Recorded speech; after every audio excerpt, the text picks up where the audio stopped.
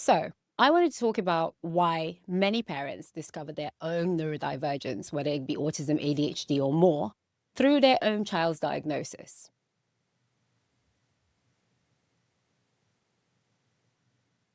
And here is something I find quietly funny.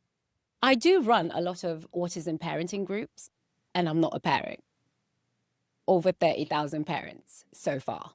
Online groups, workshop spaces, direct conversations, and one of the things that I always see quite reliably across cultures, across countries, and it's this: when a child gets diagnosed and then the parent goes quiet, and then they come back and say, I think this is me too. Wonder why? Because this is not a coincidence, and it's basically genetics and DNA, epigenetics, shall we say. And this is the particular type of cruelty of being a generation for whom the language just did not exist. And it's also, and I want to say this carefully, one of the most important moments available to any parent, because what they decide to do next will shape everything. See, when a child is finally assessed, goes through the whole process, the observations, the reports, the waiting, parents often sit in the feedback appointment in shock. Not because what is being found about their child, the findings are unfamiliar to them, but because they are too familiar. A clinician can describe sensory sensitivities in your child, hyperfocus, the way meltdowns arrive, long. See, the clinician describes sensory sensitivities, maybe hyperfocus, maybe the way meltdowns arrive after long stretches of holding it together, the appointments that are forgotten, conversations that go off script and feel catastrophic. And the parent sitting across the table realize they have lived that story for decades without having a name for it. Most adults who came of age before the 2000s, particularly women, mothers, and particularly racialized parents, they never had this new language. Their difference was mostly explained away as personality, as attitude, as stubbornness, laziness even, being too much, not enough. So instead of recognition, they got labels. Instead of support, they got punishment. People need to remember that genetics are not incidental. They are the whole story. Autism and ADHD can run through families with a high degree of inheritance. And this is not a contested claim in the research. Swedish cohort studies found that approximately 83% of autism risk is genetic. ADHD also shows a similar pattern.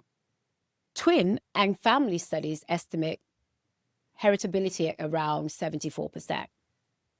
Now, what that means in practice is this: when a child is diagnosed, there is a strong statistical likelihood that at least one parent carries the same neurological wiring. The mirror is genetic as much as it is lived. But most of those parents were never diagnosed because the assessment frameworks that would have identified them did not exist yet. Or maybe we're not even designed for people who look like them. So when your child gets the language and you as a parent are watching, well, something that was buried for 30, 40, 50 years starts to come to the surface. Some parents see it as relief. For many others, it's grief. Sometimes it's also rage, like how many years we're taking, how many relationships were strained, how much self-blame accumulated around something that was never actually a moral or character flaw. All of those responses are correct because you as a parent are facing not only your child's future, but your own past. Then what I also notice is cure obsession, which is, for most parents, too bad they can't see themselves from the outside. When they become obsessed with cures, some greet it with panic, some with shame, some with a determination to fix what they have been told is broken in their child. Because there's also a huge cure industry that thrives on your panic. For decades, we've had organizations who have raised millions and still are to this day, promising parents solutions. We're pouring money, lots of it, into genetic research, while actual support services are almost non-existent for many of us. We also have autistic-led groups who have been fighting back, demanding support instead of erasure. But cure culture still keeps whispering vaccines, causes, treatments, anything that spares parents from confronting what the diagnosis is actually showing them. What they fear most is not the child, it is themselves. So now their child is reflecting back what was always in their own wiring. And their mask will slip. No amount of behavioral therapy directed at a child fixes that. The reflection is going to be relentless. And cure obsession so often is less about the child and more about the parents' unresolved relationship with their own difference. Let's just be clear there. And yet I've watched this happen. Over time, those parents soften in moments when their own inner child leaks through, when they stim with delight, when they eat with their hands, when they laugh too loudly and do not need to catch themselves. Those glimpses are kind of proof that the child inside them was never gone, only silenced. Children are not treated as raw clay that we mold. They were not projects to be shaped into their parents' image. They don't represent the parent either. They were centered, the actual center, not the future.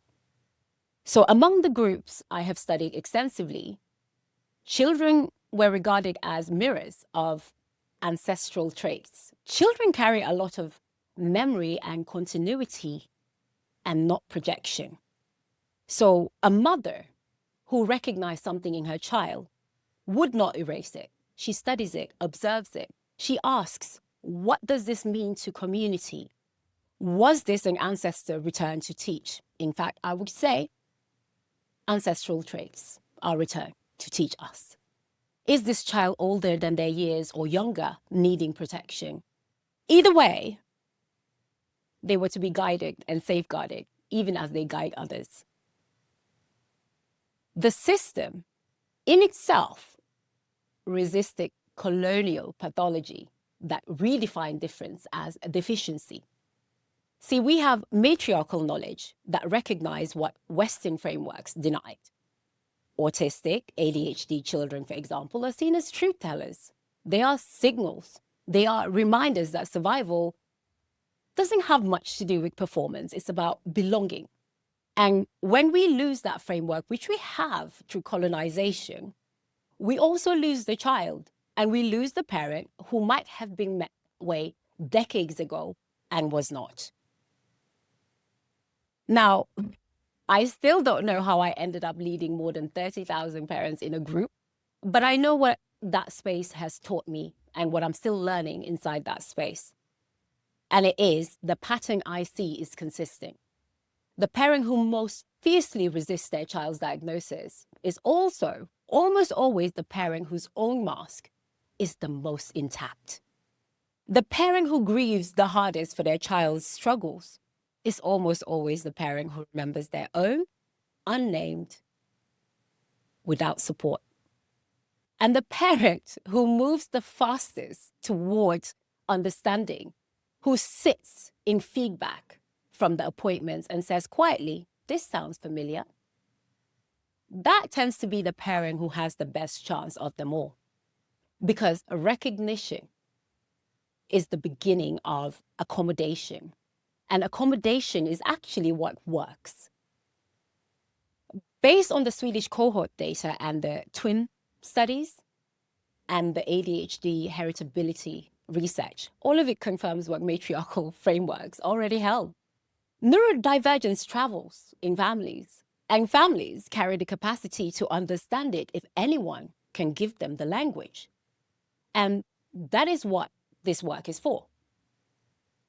You are holding two children right now if you have a neurodivergent child. The one you're raising and the one you used to be, the one who never got compassion, and the one who was told that the difference was the problem. Both those children need safety. Both those children need permission. Both those children need you to stop mistaking survival for shame. Because when we look at mirrors, the mirrors are never cruel. The mirror calls us back to ourselves.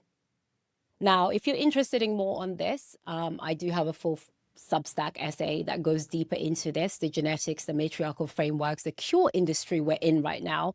And there's also a section for parents in the paid subscriber section with reflections and exercises that you can do, both for your inner child and for your parenting as well. Because reading analysis is one thing. Having language to actually work with it is another. So you can find it all in the Lovette Jallow perspective. Link is down here or up here somewhere. And make sure you share this video with one parent who is still fighting the mirror, because that fight is costing both of them. So come find the language for the child you're raising and the one you used to be.